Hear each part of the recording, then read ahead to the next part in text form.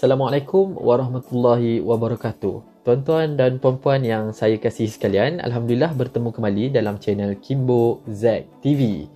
Alhamdulillah, saya nak maklumkan pada tuan-tuan dan puan-puan keterujaan saya bahawa channel ini telah berjaya dimonetizekan. Alhamdulillah, saya telah berjaya memenuhi syarat pihak YouTube iaitu 1000 subscribers dan juga 4000 time watch ataupun 4000 jam jumlah tontonan video-video yang saya upload dalam YouTube. Alhamdulillah, dengan berkat sokongan tuan-tuan dan puan-puan, sahabat-sahabat di luar sana, saya telah berjaya monetize channel ini. InsyaAllah channel yang sangat santai dengan perkongsian ilmiah yang saya cuba kongsikan dari konteks pemikiran saya, mungkin dapat jadi pedoman dan juga perkara yang baik untuk sahabat-sahabat di luar sana. Baiklah, perkongsian kali ini saya ingin berkongsi tentang PDPR. Okey, baik. Apa itu PDPR? PDPR ini seperti mana yang kita sedia maklum adalah singkatan daripada pengajaran, pembelajaran di rumah. Baik, kenapa PDPR? Okey, seperti mana kita sedia maklum, di peringkat awal tahun 2021, kerajaan memutuskan beberapa negeri di Malaysia ini, boleh dikatakan keseluruhan, hanya beberapa, tak silap saya 1 atau 2 negeri sahaja tidak diletakkan di bawah PKP. Jadi apabila PKP ini dilaksanakan, kerajaan memutuskan pembelajaran perlu dilaksanakan, tidak boleh ditangguh lagi. Jadi PDPR ini diperkenalkan. Sebaik sahaja PDPR ini diperkenalkan, bermulalah era kelam kabut, era huru-hara di dalam rumah, huru-hara di peringkat guru-guru, huru-hara di peringkat ibu bapa. Apa yang saya gambarkan sebagai huru-hara? Kerana ada ibu bapa yang tidak bersedia untuk membekalkan anak-anak dengan gadget. Ada ibu bapa ataupun anak-anak sendiri yang tidak biasa ataupun tidak pernah terdedah dengan kaedah pembelajaran secara maya ini, yang boleh kita sebutkan secara atas talian ataupun dalam talian. Jadi sahabat-sahabat yang saya kasihi sekalian, di dalam perkongsian kali ini saya akan senaraikan terlebih dahulu masalah yang saya himpunkan dalam media sosial, yang saya dengar daripada sahabat-sahabat guru ataupun ibu bapa yang saya ingin kongsikan. Di mana masalah-masalah ini bukanlah kita senaraikan untuk mencari siapa yang salah ataupun mencari siapakah punca kegagalan di peringkat awal. Saya sebut kegagalan di peringkat awal ni hanya persepsi, bukan daripada saya, tetapi yang dimainkan oleh sesetengah pihak bahawa PDPR ini gagal. Jadi masalah-masalah yang kita akan sebut selepas ini adalah lebih kepada kita nak mencari titik persamaan ataupun di akhirnya kita nak mencari penambahbaikan yang kita ataupun saya sendiri ingin cadangkan kepada sahabat-sahabat, tuan-tuan dan puan-puan, mungkin ibu bapa, mungkin juga guru, untuk menjadikan PDPR ini sesuatu yang lebih baik kepada sahabat-sahabat di luar sana. Stay tune. Baiklah, antara masalah yang timbul yang dapat saya senaraikan adalah yang pertama, ada beberapa sekolah dan guru yang tidak begitu bersedia dengan konsep ini. Yang kedua, ada juga ibu bapa yang tidak jelas dengan metod ataupun kaedah PDPR. Yang ketiga, ada ibu bapa yang tidak berkemampuan untuk menyediakan kelengkapan seperti keperluan PDPR, sama ada laptop, handphone, tab dan sebagainya, yang mungkin kita boleh sebut sebagai keperluan gadget, termasuklah keperluan internet. Yang keempat, guru-guru atau pihak sekolah bertungkus lumus untuk menyediakan dan menyusun jadual agar tidak bertindih sesama guru dan subjek. Seterusnya, ada juga ibu bapa masih tercari-cari kaedah terbaik menyusun masa dan cara untuk anak-anak menggunakan gadget masing-masing. Dan ada yang menyatakan ini sebagai masalah, iaitu ada anak-anak yang menjadi obses terhadap gadget seperti ketagihan bermain permainan games online, dan juga ada yang turut membeli belah dalam talian ketika tiada kelas. Dan ada juga rungutan daripada ibu bapa yang keliru dan tertunggu-tunggu dengan jadual kelas yang tidak menentu dari pihak guru subjek masing-masing. Tuan-tuan dan puan-puan yang saya kasihi sekalian, masalah-masalah yang telah disenaraikan ini merupakan mungkin sebahagian ataupun mungkin terlebih-lebih yang saya senaraikan, tetapi inilah realiti ataupun hakikat yang kita sendiri dengar dalam media sosial.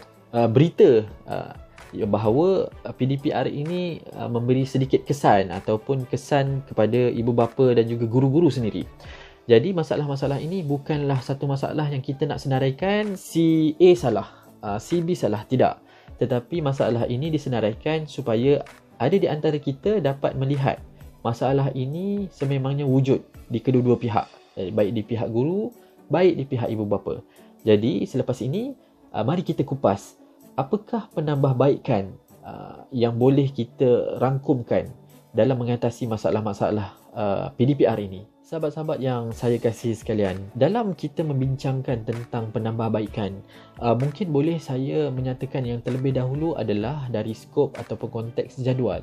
Jadual ini pada pandangan saya, jika guru-guru dapat menyediakan jadual yang lebih tersusun dan teratur untuk ibu bapa, ianya lebih membantu kepada ibu bapa yang terpaksa meninggalkan anak mereka di rumah.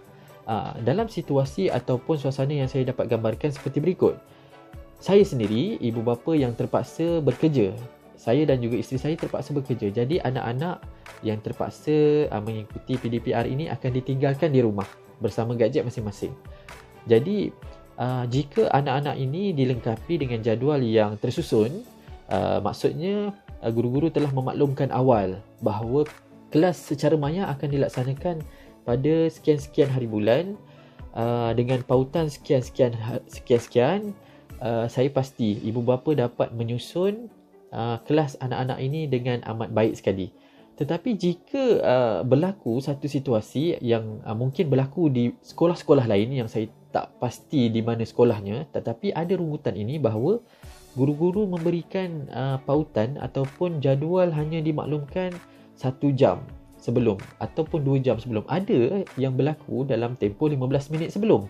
Penyusunan jadual yang kurang baik kepada ibu bapa untuk membantu anak-anak mereka.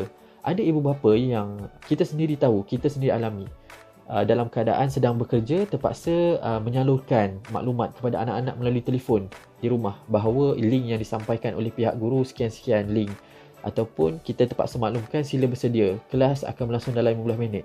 Bayangkan jika kelas terpaksa maklumat kelas tersebut hanya diperolehi sangat lewat, ianya sedikit sebanyak mengganggu perjalanan PDPR itu. Saya yakin jika guru-guru dapat menyediakan maklumat ataupun jadual ini lebih awal, ianya sangat membantu ibu bapa untuk memberi kesan yang baik kepada anak-anak dalam menghadiri kelas PDPR tersebut. Sahabat-sahabat yang saya kasih sekalian, seterusnya dari konteks penambahbaikan yang ingin kita kongsikan dari konteks pemikiran saya adalah tentang kaedah pengajaran. Sebut tentang kaedah pengajaran, guru-guru adalah individu yang kompeten ataupun guru-guru adalah individu yang selayaknya untuk menetapkan kaedah pengajaran yang sebaiknya untuk anak-anak kita. Tetapi jika boleh saya memberikan cadangan untuk penambahbaikan, di mana penambahbaikannya dari segi konteks pengajaran ini bukanlah dari segi konteks ilmu yang guru-guru ada, tetapi adalah kaedah untuk melaksanakan kelas secara maya ini. Pada pandangan saya, sebaiknya jika guru-guru dapat laksanakan dari tempoh 5 minit pertama ataupun 10 minit pertama adalah satu tempoh untuk guru-guru memastikan kehadiran anak murid. Dalam memastikan anak murid ini ada ataupun tidak di dalam kelas. Selepas daripada guru-guru memastikan kehadiran anak murid tersebut, barulah wujudnya keperluan konten subjek tersebut.